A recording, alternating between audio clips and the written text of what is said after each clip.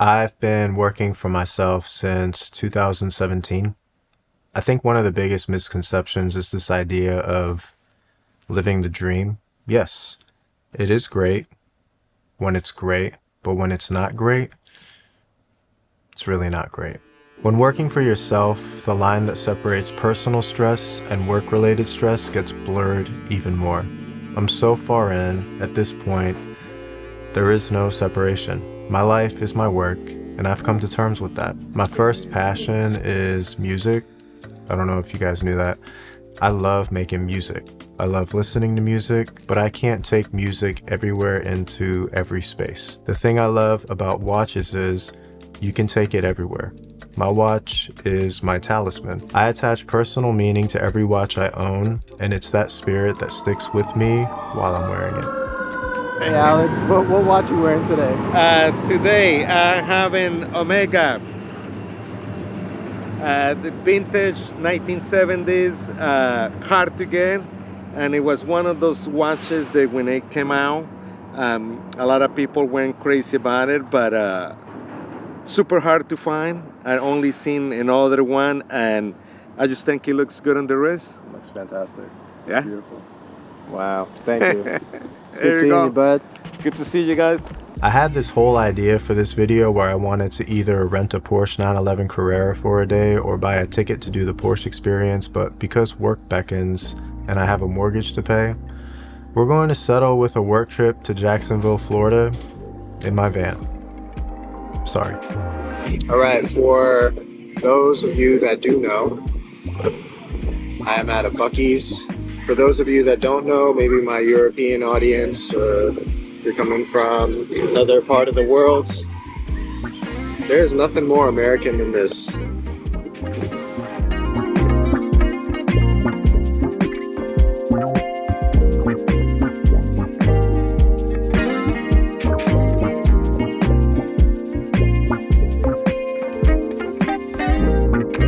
It's crazy people are out there that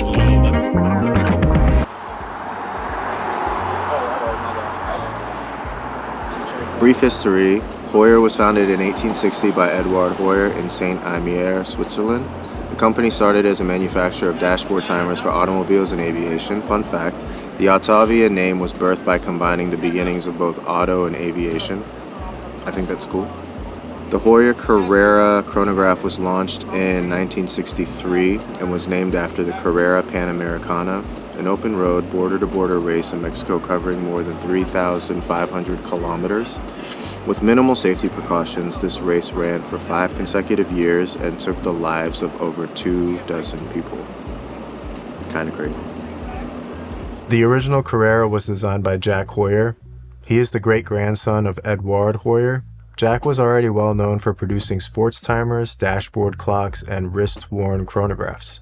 He designed and released the Carrera 1 year after taking over the brand in 1962. The original Carreras came in a 36mm case and housed the Valjoux movement, but eventually Heuer went in-house and produced the legendary caliber 11 and pushed the Carrera to mass popularity in the 1970s. Heuer did not survive the quartz crisis, and Jack Heuer had to sell the company. In 1984, the Carrera collection was discontinued. TAG is an acronym for Techniques de Avant-Garde, which is who bought the company in 1985. Techniques de Avant-Garde is a Luxembourg-based private holding company with subsidiaries that offer products and services in aviation, motorsport, hospitality, and real estate. Now, TAG is owned by LVMH. Out of all the chronographs I've owned, tried, and handled, this is my favorite, without question. I haven't taken this off my wrist since the day it came in the mail. This is the Glassbox reference CBS2216.BA0041 released in April of 2024. According to TAG's website, this reference pays tribute to the Heuer 7753SN, quote, "This distinctive watch blends classic allure with a bold glassbox design for a new era of racing and heritage enthusiasts." Reason number one why I decided to go with this glass box is the design. Panda dials are unquestionably striking. It's a high contrast dial, and with the little pop of red, it's like lacing up a fresh pair of ones. There's a lot of texture on this dial. The brushed sunburst silver, the black concentric circle subregisters, the small hint of red along the minute track. The chrome indices pairing with the chrome handset. Compared to the Omega FOIS, the Daytona, and the Premier B01, this watch reads less formal and more sport to me.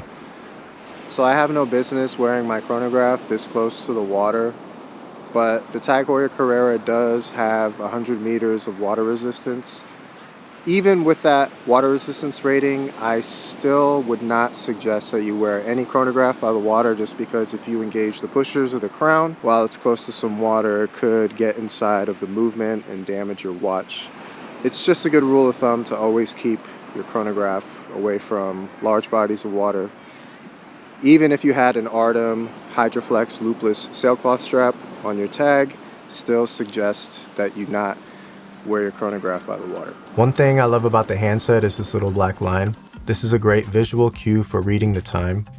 The small seconds at the 6 is very subtle and not outlined like the other two sub-registers, which makes this glass box unique compared to the other references in the collection. This Panda dial reads more as a bicompax, which I like very much. The bezel inside the box sapphire crystal is a nice touch in retaining some of that 1960s design trait. There is some perceivable dimension, but overall I think the watch wears like a true 39. I love date windows, and having it at the 6 emphasizes the dial's balance. It's perfect symmetry, minus the crown and pushers.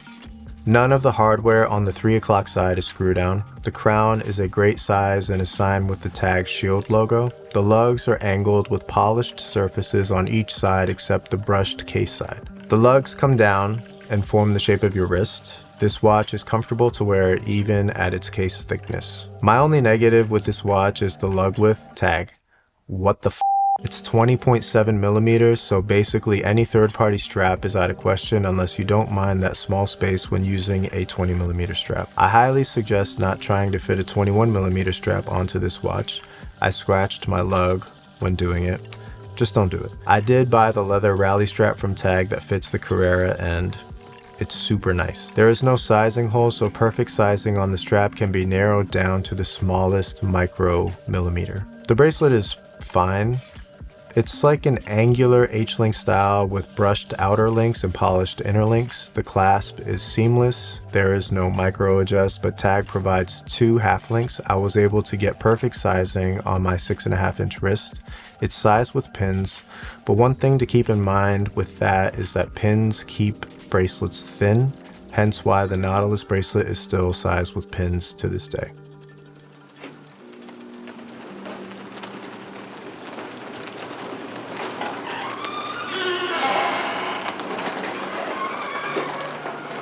When I was a teenager, I was really into street racing, and I had a little Integra, and I ran around town and beat up on a lot of people, but there happened to be this one 944 Turbo that I encountered quite often, and it was always super late at night, and it was black, and it looked amazing, and I just never could beat it. Out the factory, this one made 225, I believe. I pushed up the boost quite hard, did the little upgrades on the turbo and the wastegate.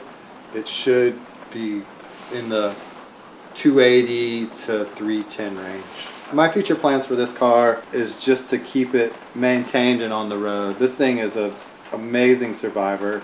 It's a high mileage car. Everyone who's owned it's just done the maintenance and kept it going and kept it pretty much all original. This motor is the original motor and has not been rebuilt at 160,000 miles. Wow. Turbo.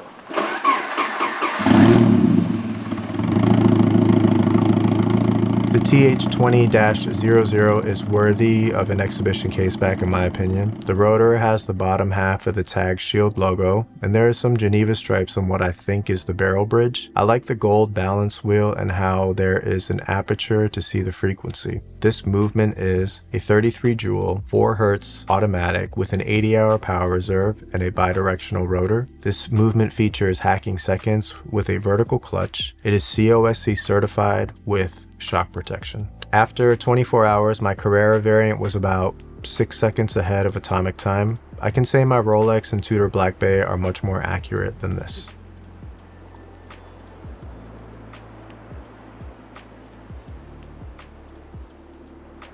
There is some parallelism happening between myself and TAG right now. TAG has been on a great run lately, but I feel like one wrong step could disrupt the reputation they've been so adamantly trying to rebuild over the last decade.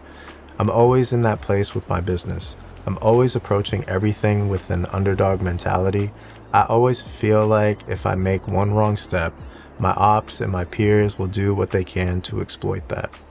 If a watch is my talisman, this talisman represents grit.